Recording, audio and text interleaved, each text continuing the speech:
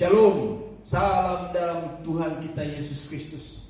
Pada hari Minggu ini kita diberikan kesempatan lagi menikmati hadirat Tuhan dalam ibadah online ini, dalam ibadah kita di rumah. Tapi percayalah, di mana 2-3 orang berkumpul atas namaku, atas nama Yesus, di situ Tuhan Yesus ada.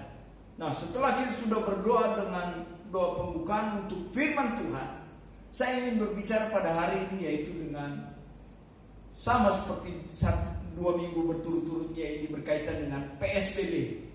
Tapi tema yang sekarang adalah PSBB adalah pemenang saat badai besar. Siapakah itu? Yakub. Dia menang saat badai besar. Apa yang menjadi badainya Yakub? Badai besarnya adalah, pertama, dia dibohongi oleh ayah mertuanya Laban. Yang kedua, dia dikejar-kejar oleh Esau dan akan dibunuh. Yang ketiga, badai besar itu adalah kesendirian. Merasa dia harus memikul persoalannya sendiri. Nah, pada kesempatan ini 3 tantangan badai besar ini yang dihadapi Yakub. Apa yang dia harus lakukan? Pertama adalah dia melepaskan berkat dari tradisi lama, yaitu penumpangan tangan dari ayahnya. Itulah yang menjadi sumber berkat. Itu adalah warisan, itu adalah budel, itu adalah pemberian yang diberikan secara cuma-cuma dari seorang ayah. Walaupun yang dilakukan Yakub adalah dia membohongi bapaknya atau ayahnya. Nah, kita perhatikan di sini, khususnya di dalam ayatnya yang ke-26, lalu kata orang itu, biarkanlah aku pergi, karena fajar telah menyingsing. Saud Yakub, aku tidak akan membiarkan engkau pergi jika engkau tidak memberkati aku. Apa yang dikejar Yakub? Bukankah Yakub sudah dapat berkat dari ayahnya? Secara tradisi dia sudah dapat berkat. Tetapi perhatikan ayat ini.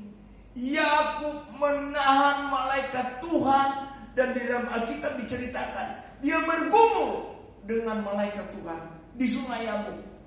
Habis-habisan babak belur si Yakub. Kenapa? Karena dia sedang berkelahi bukan dengan kekuatan manusia.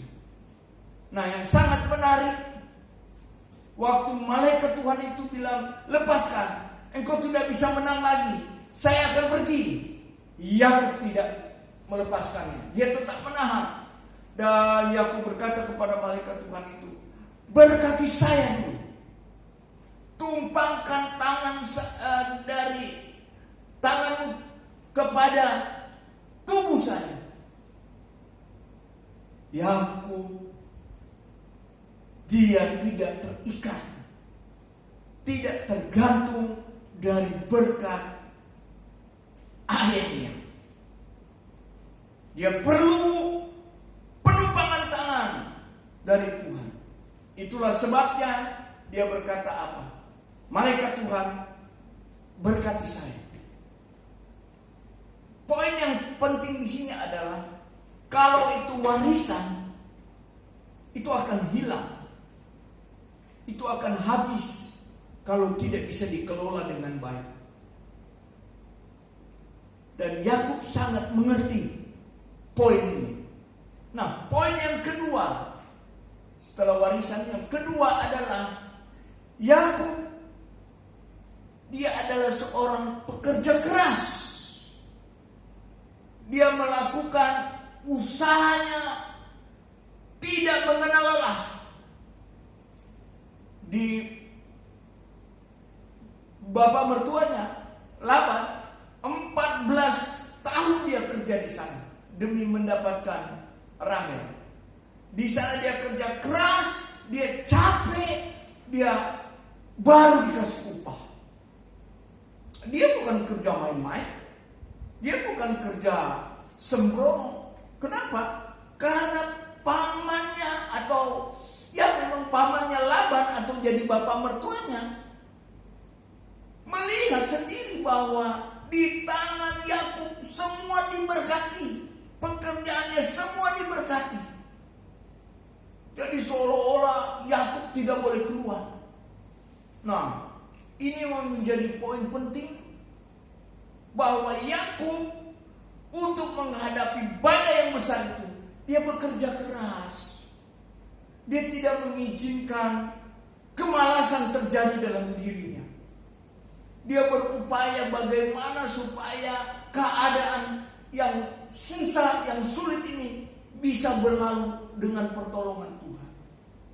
Dia harus bekerja keras. Yang ketiga, dia harus, saya mencatat di sini, dia harus menemukan pemberi berkat itu sendiri. Dia tidak tergantung dengan berkat warisan dari ayahnya. Dia tidak tergantung hanya dengan kekuatan kerja keras saja. Tetapi dia cari pemberi berkat itu sendiri. Dan dia mencari dengan keadaan yang babak belur. Dia harus bergumul dengan malaikat itu. Perhatikan di sini, Yakub tidak merasa cukup dengan berkat yang dari ayahnya. Yakub harus mencari berkat lebih dalam hadirat Tuhan. Dia mencari pemberi berkat itu sendiri. Dalam Matius 6 ayat 33, carilah dahulu kerajaan Allah dan kebenarannya, maka sekaliannya itu akan ditambahkan kepadamu. Artinya apa? Artinya hidup saudara tidak ada yang lain, harus mempersiapkan waktu kesendirianmu bersama dengan Allah, berdoa, bercakap-cakap, mengambil waktu, mengutarakan isi hatimu, masa depanmu, apapun yang sedang terjadi. Ketika engkau menyampaikannya kepada Tuhan. Dan tidak salah kalau engkau berkata, Tuhan berkati saya. Ini Yakub diberkati Tuhan bukan karena dari ayahnya, bukan juga karena dia bekerja keras. Walaupun itu poin-poin yang penting, tapi yang terpenting yang poin ketiga. Dia tidak terlena dengan kedua yang dia sudah lakukan. Yang ketiga, dia adalah harus mencari pemberi berkat itu sendiri. Sehingga apa? Dia boleh lebih dalam, tenggelam dalam hadirat Tuhan. Dia mau masuk, mau melayani Tuhan lebih baik lagi. Sehingga malaikat Tuhan itu memberkati dia. Dan ketika dia diberkati, namanya dirubah menjadi apa? Namanya berubah menjadi Israel. Israel itu artinya pahlawan. Israel itu artinya dia adalah tentara besar. Banyak yang bisa memberikan arti dari Israel itu sendiri. Paling tidak si penipu diubah namanya menjadi Israel.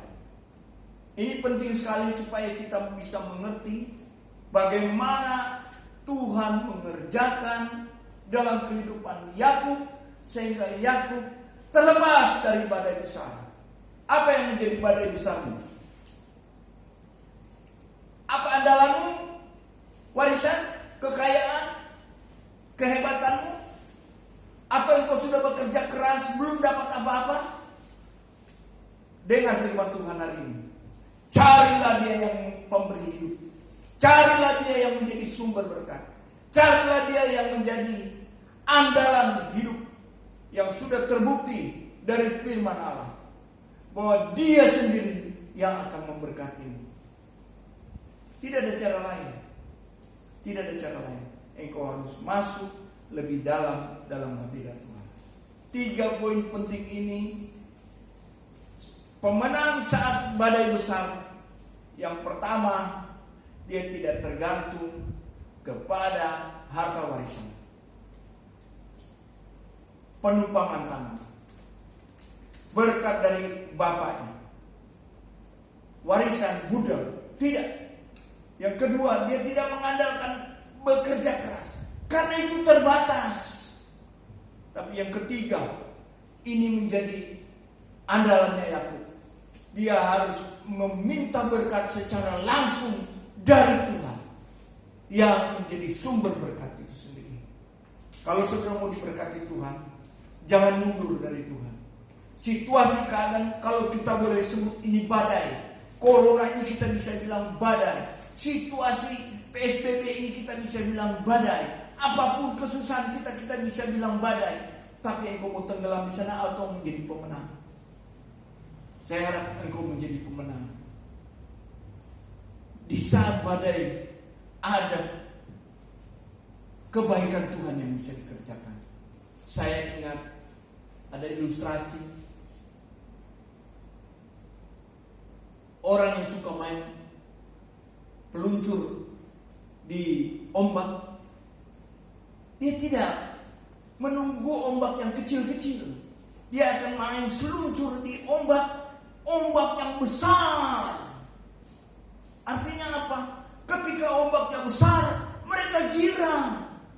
Tapi buat kita yang gak mengerti, menakutkan. Tapi untuk mereka yang suka main di ombak besar, ini adalah sebuah peluang mereka bisa meluncur di atas air. Dan itu menjadi sumber kesukaan. Apakah situasi badai besar menakutkan atau menjadi kegirangan? Kita belajar kepada Yakub. Badai yang besar menjadi pemenang. Yakub menjadi pemenang karena dia tidak tergantung dengan keadaan kehebatan diri. Dia tidak tergantung kepada kehebatan ayahnya. Dia tidak tergantung kepada kehebatan dunia. Tetapi dia masuk lebih dalam dan meminta si pemberi berkat itu sendiri menumpangkan tangan, memberkatinya.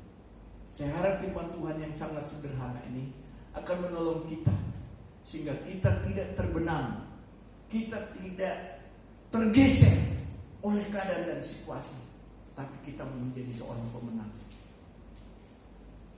Engkau harus dekat dengan Tuhan.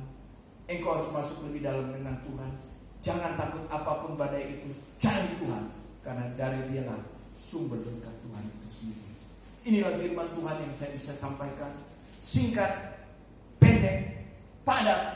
Tapi kalau engkau melakukannya, badai yang besar seperti apapun, ingat, ada penolong, yaitu Tuhan kita, Yesus Kristus.